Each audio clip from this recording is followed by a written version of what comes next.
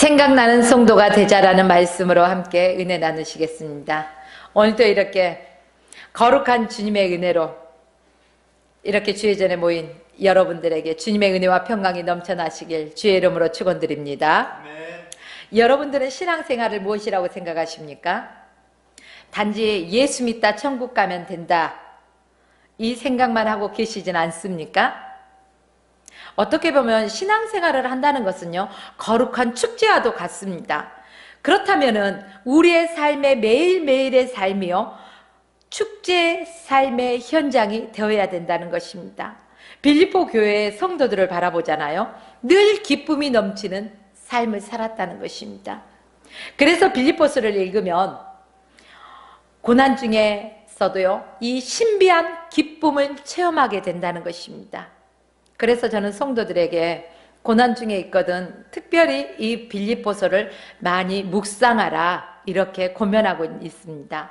이 빌립보서를 바라보면은요, 어떠한 질책이나 충고는 거의 없고 하나의 사랑의 서신서라, 이렇게 말을 합니다. 다른 선지서를 보잖아요.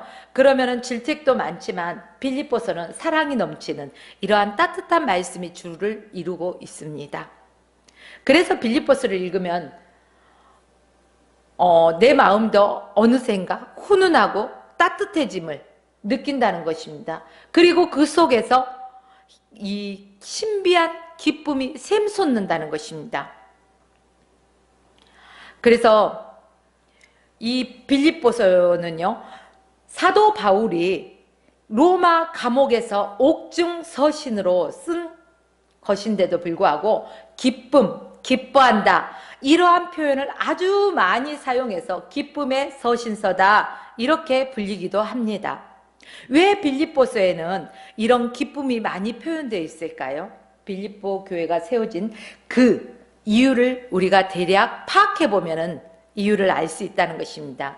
주 52년경에 바울이 2차 전도 여행 중입니다. 밤의 환상 중에 마게도냐에서 한 사람이 서서 건너와서 우리를 도우라, 이제 환상을 보고요, 바울이 배를 타고 마게도냐를 향해서 갑니다. 이 유럽 마게도냐를 향해서 가서요, 이제 그 지역의 첫 성인 빌립보에 도착했습니다.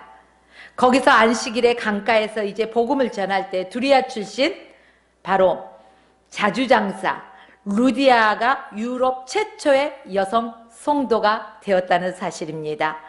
그 루디아의 중심으로 세워진 교회가 빌립보 교회인데, 여성 주도적인 교회로서 빌립보 교회가 세심한 사랑과 섬김의 교회, 이러한 은혜가 넘치는 교회였습니다. 이 바울은 로마 감옥에 있을 때에도요, 바로 이 빌립보 교인들만 생각하면은 시름이 가시고 정말 마음속에 기쁨이 넘쳤다는 것입니다. 그래서 기뻐한다는 표현을 이렇게 많이 표현했습니다. 로마서나 갈라디아서를 보면은요, 교리를 통한 믿음의 도전이 있습니다. 그러나 이 빌립보서는 기쁨을 통한 믿음의 도전이 있다는 것입니다.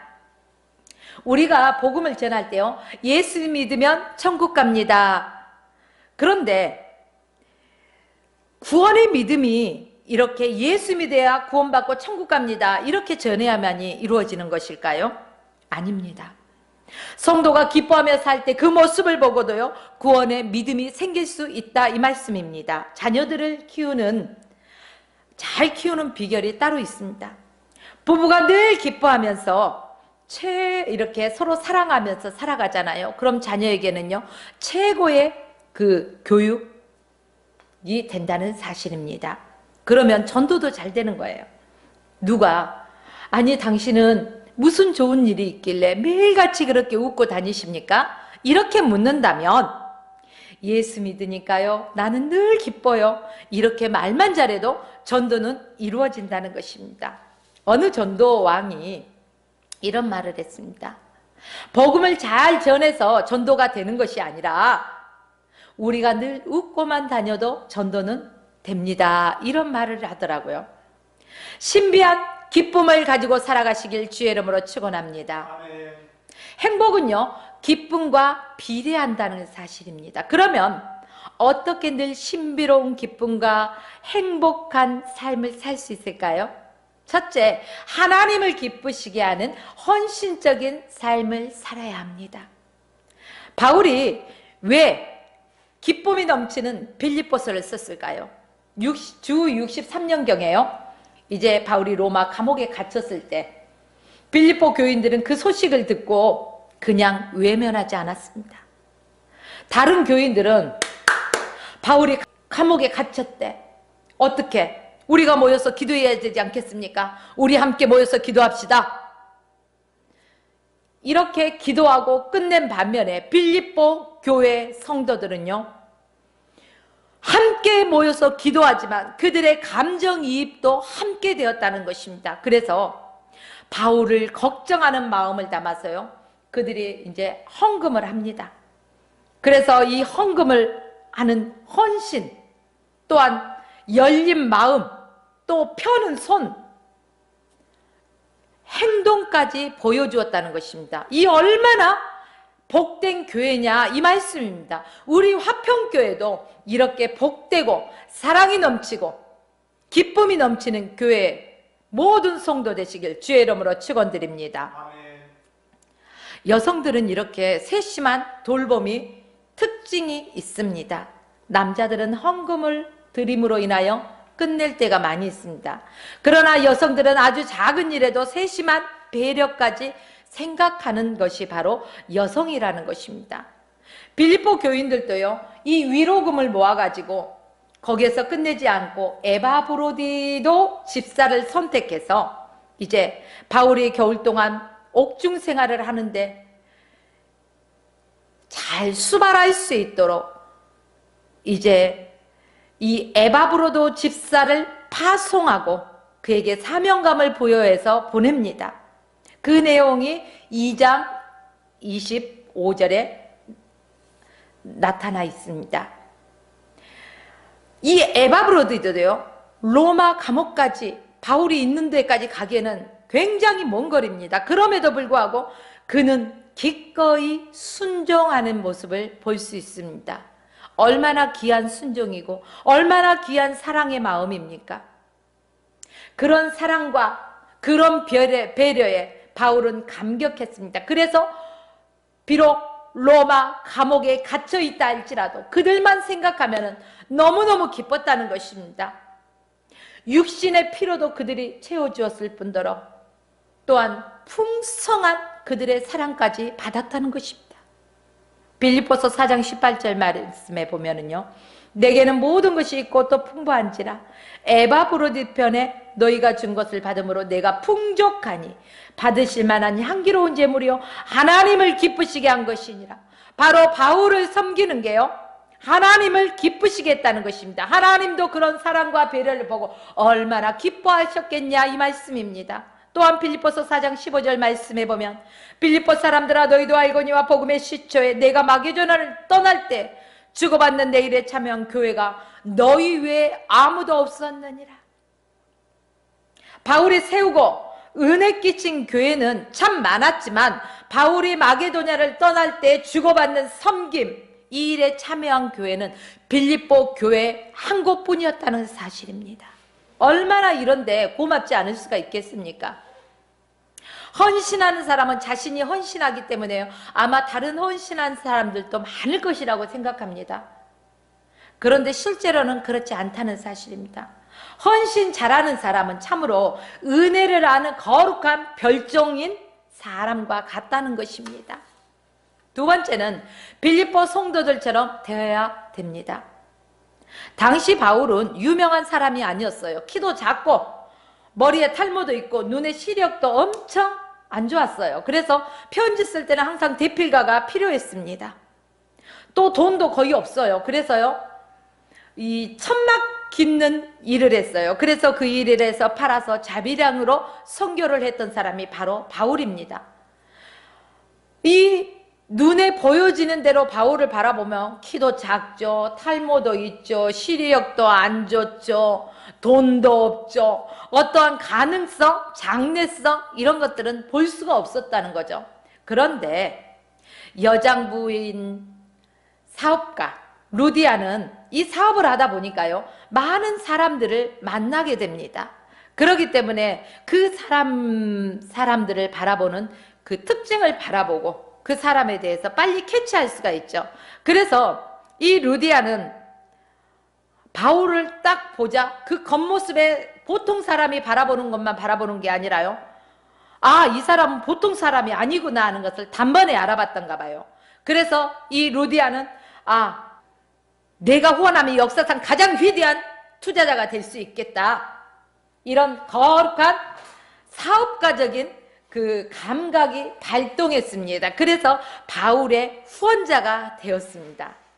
루디아의 영향을 받던 빌립보 교회 성도들도 마찬가지입니다. 그래서 사도 바울의 훌륭한 아주 큰 후원자가 되었습니다. 그런 후원의 손길에 대해서도요, 바울은 매우 기뻐하지 않을 수 없었습니다.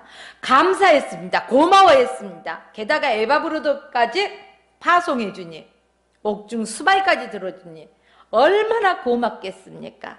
어느 날 이렇게 헌신적으로 자신을 수발해 주던 에바브로디도가요, 병이 들었어요. 아니, 에바브로디도가 자기 자신 때문에 자기를 수발하다 병들었으니 사도 바울의 마음은요, 얼마나 큰 아픔이 있겠습니까? 또 고린도 교회 성도들은 얼마나 마음 아프겠습니까? 그래서 고린도 교회 성도들과 이 사도 바울은요, 에바브로디도 병 낫기를 아주 간절히 치유 기도를 드렸던 것입니다. 또한 에바브로디도 자기 자신이 죽으면은요, 다른 사람에게 상처를 줄까봐 또한 자기 자신의 병 낫기를 간절히 치유 기도를 드렸던 것입니다. 결국 기적적으로 모든 병이 치유되었다는 사실입니다. 이 바울은 빨리 이 에바브로디도가 건강해진 모습을 이제 빌립보 교회 성도들이요, 보기를 원했다는 것입니다. 그래서 편지를 써서요, 이제 보냅니다. 그런데 또 이 빌립보 교회 성도들은 마주 보니까, 건강한 모습을 보니까 기뻤겠죠. 그럼에도 불구하고 바울이 얼마나 외롭고 얼마나 힘들까, 이것을 생각해서 다시 또 이제 에바브로디도를 바울에게 보내는 과정입니다. 이것은 나보다 남을 먼저 생각하는 아름다운 선의 순한 역사입니다. 선순환의 역사다, 이렇게 말씀드립니다. 특히 옥중 수발을 자청해서 그 먼 길을 갔던 에바브로도, 그 모습이 얼마나 아름답습니까? 그런 상황이기 때문에 바울은 옥중에서도 기쁨이 넘쳤고 감격이 넘쳤다는 것입니다. 바로 빌립보 교회 성도들을 향한 이 바울의 애정이 구구절절하게 표현된 서신서가 바로 빌립보서입니다. 왜 사도 바울은 이 빌립보 교인들의 따뜻한 사랑과 배려를 이렇게까지 칭찬할까요? 이렇게 칭찬하면 무언가 더 얻어낼 게 있어서, 더 받을 게 있어서 칭찬했을까요? 아닙니다. 하나님을 기쁘시게 한 그 헌신이 풍성한 축복 받는 길임을 알기 때문에 이렇게 칭찬했다는 것입니다. 바로 빌립보서 4장 17절로 19절 말씀이라는 것입니다. 헌신의 축복과 기쁨과 행복을 체험하다 보면 우리의 인색함도 사라지게 된다는 것입니다. 그러나 이러한 것을 한 번도 체험해보지 못한 사람은요, 인색할 수밖에 없어요. 그래서 우리도 어떠한 헌신을 통해서 그 기쁨을 맛보고 또한 행복을 맛보고 그 속에서 축복의 과정으로 걸어갈 때 우리의 인색감도 자연스럽게 사라지게 된다는 사실입니다. 사람의 손보다요, 하나님의 손은 큽니다. 하나님의 손이 얼마나 크냐, 말로 표현할 수 없을 정도로 크다는 것입니다. 바로 그 크신 하나님의 손으로 우리에게 풍성한 모든 것을 채워주신다는 사실입니다. 그냥 주시는 게 아니에요. 마구 채워주시는 것은 아니라는 것입니다. 바로 예수 안에 가장 바람직하게 채우시는 것입니다. 세 번째는 복된 성도에게 필요한 의식적 사고입니다. 바울이 기쁨과 애정을 가지고 빌립보서를 쓰면서요, 가장 먼저 빌립보 교인들의 은혜와 평강이 넘치기를 축복하며 기도해 주었습니다. 그 축복해 주면서 기도하면서요, 자기 자신을 그리스도 예수의 종이라고 표현하고 있습니다. 바로 1절 말씀에 그리스도 예수의 종이라고 표현하고 있습니다. 바울은 이처럼 분명한 정체성과 자의식을 가지고 있었습니다. 그는 이 위대한 인물이 될 수 있었던 것, 바로 분명한 정체성과 자의식이 있기 때문에 위대한 인물이 될 수 있었습니다. 우리 성도들에게 3가지 의식이 필요합니다. 첫째는 주의 종의 의식이 필요합니다. 둘째는 사명의식이 필요합니다. 셋째는 축복권 의식이 필요합니다. 그럼 종의 의식이 무엇인가? 본문 1절 말씀에 보면은요, 그리스도 예수의 종이라는 표현이 나옵니다. 나는 내 인생의 주인이 아니다. 나는 내 인생의 주인이 아니야. 그럼 누구의 종이에요? 그리스도 예수의 종이라고 했습니다. 그럼 그리스도 예수가 나의 주인이 되십니다. 그럼 종은 자기의 소유가 있습니까? 없습니까? 아무것도 없습니다. 종에게 속해 있는 모든 것은 주인의 것입니다. 그러므로 제게 속한 모든 것은 다 주님의 것입니다. 그러므로 우리 자신들은요, 어떠한 것도 과시할 수 없습니다. 자랑할 것도 없습니다. 오직 모든 것이 주인의 소유이기 때문에 그냥 주인에게 충성하는 것, 그것뿐입니다. 주인에게 어떤 칭찬받기도 기대하지 마십시오. 종으로서 당연히 해야 될 일이라는 것입니다. 우리가 종의 의식을 갖는다면 섭섭한 마음은 가질 수가 없습니다. 우리가 주인 의식을 가지고 있고요, 모든 것이 나 중심으로 돌아갈 때 우리 마음에 섭섭한 것이 찾아온다는 것입니다. 그러나 사랑하는 성도 여러분, 우리는 주의 종 의식을 가지고 살아감으로 말미암아 내게 속한 모든 것은 주님의 것이므로 나의 주인 대신 그분을 위하여 헌신하는 삶 되시길 주의 이름으로 축원합니다. 둘째는 사명의식이 있어야 된다고 말씀드렸습니다. 본문 1절에서요, 사도 바울은 그리스도 예수 안에서라는 표현을 사용합니다. 바울이 즐겨 쓴 이 표현, 나는 주님의 뜻을 순종하며 주님의 뜻을 이루는 사명적 존재가 되겠다라는 이러한 표현인 것입니다. 성도에게 가장 중요한 사명이 무엇입니까? 복음 전파. 복음 전파하는 게 성도에게 가장 필요한 사명이라는 것입니다. 이 복음 전파는요, 우리의 선택사항이 아닙니다. 필수사항이라는 사실입니다. 그러므로 저와 여러분은 때를 어떤지 못 얻든지 복음 전파하는 일에 힘써야 될 줄 믿으시기 바랍니다. 은혜를 받았으면 그 받은 은혜를 힘써 나눠야 된다는 것입니다. 복음 전파 사명과 다른 거룩한 사명을 늘 인식하고 크게 꿈꾸고 크게 성공해서 함께 나누시길 주의 이름으로 축원드립니다. 셋째는요, 축복권 의식이 있어야 됩니다. 바로 2절 말씀해 보니까 바울은요, 빌립보서에 축도로 시작합니다. 이 축도가 무엇입니까? 축복 기도예요. 그런 패턴은 바울의 서신서 중에 중요한 패턴입니다. 그래서 말씀을 풀어갈 때 가장 중요한 것은요, 상대방의 마음을 열어가는 것입니다. 그런데 상대방의 마음을 어떻게 열어갈 것입니까? 상대방의 마음을 열기 위해서는 복과 평안을 빌어주십시오. 복과 평안을 빌어줄 때 상대방의 마음은요, 눈 녹듯이 다 녹아내린다는 것입니다. 우리가 신앙에서요, 하나님의 초점에서 사라지고 복에만 초점을 맞춘다면은 그것은 기복신앙에 불과합니다. 그러나 복에만 초점을 맞추는 것이 아니라 하나님 안에서 복을 구하는 것은요, 기복신앙이 아니라는 사실입니다. 축복의 말과 기도를 많이 해주신다면 자신에게도 축복이 된다는 사실입니다. 우리의 삶에는요, 기쁨의 만남도 있고 또한 싫은 이별도 있습니다. 하나님은 이 만남도 고안하셨지만 이별도 고안해 주셨습니다. 이 성숙함이란 무엇입니까? 삶에는 이별도 있습니다.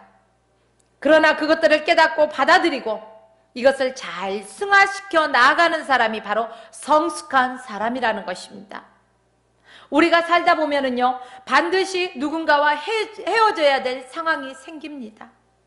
그럴 때는 우리의 마음이 아프겠죠.